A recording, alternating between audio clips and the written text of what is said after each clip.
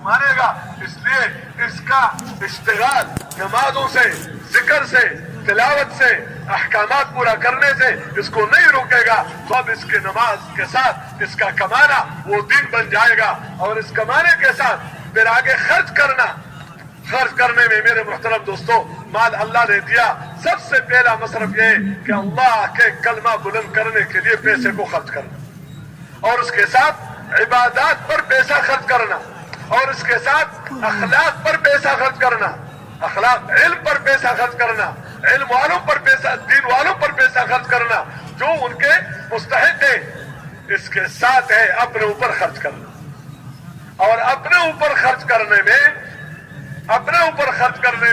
یہ رکھا کہ دیکھو یہ دنیا یہ تمہارے لیے حاجت پورا کرنے کی جگہ ہے، خواہش پورا کرنے کی جگہ نہیں ہے.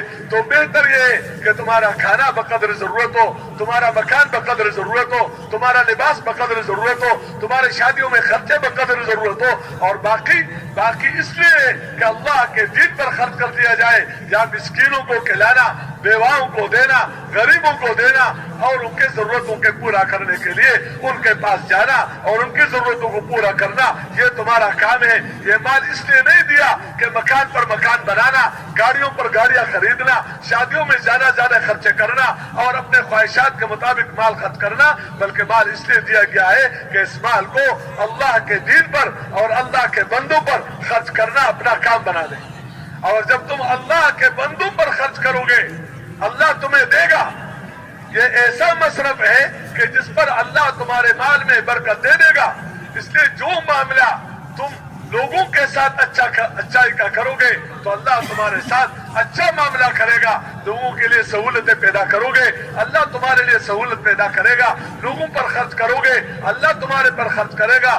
لوگوں کے عیوب کو چھپاؤ گے اللہ تمہارے عیوب کو چھپا دے گا.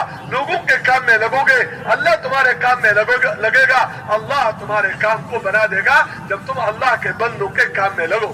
تو یہ سکھلایا کہ کمانا بھی اس طرح، خرچ کرنا بھی اس طرح، اور مسلمانوں کے کاموں میں لگنا یہ اخلاق ہے کہ دوسرے کو نفع پہنچاؤ لیکن بے غرض ہو کر پہنچاؤ.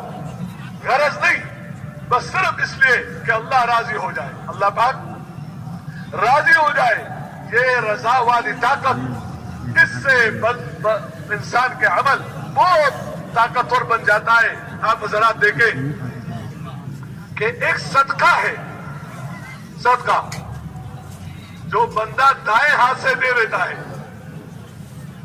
اور بایاں ہاتھ یہ بدن کا حصہ ہے، لیکن اتنا چھپا کر دے رہا ہے کہ بائیں ہاتھ کو پتہ نہیں چلتا کہ کتنا دیا، بلکہ بعض وقت تو دائیں ہاتھ کو بھی پتہ نہیں چلتا کتنا دیا، بغیر حساب کے دے دیا. اب یہ جو بظاہر ایک عمل ہے صدقے کا، لیکن اس کے اندر اخلاص ہے، اس کے اندر اخلاص ہے کہ اوروں کو کیا بتا دے اور اوروں کے سامنے کیا ظاہر کر دے، بلکہ یہ تو اپنے بدن سے بھی اگر چھپا سکتا ہے تو چھپا لیتا ہے تاکہ صرف اللہ کی رضا کے لیے ہو اور آخرت کی بنیاد پر ہو. اس صدقے والے عمل کے اندر جو طاقت ہے وہ طاقت پہاڑوں سے زیادہ ہے، وہ طاقت لوہے سے زیادہ ہے، وہ طاقت آگ سے زیادہ ہے، وہ طاقت ہوا سے زیادہ ہے.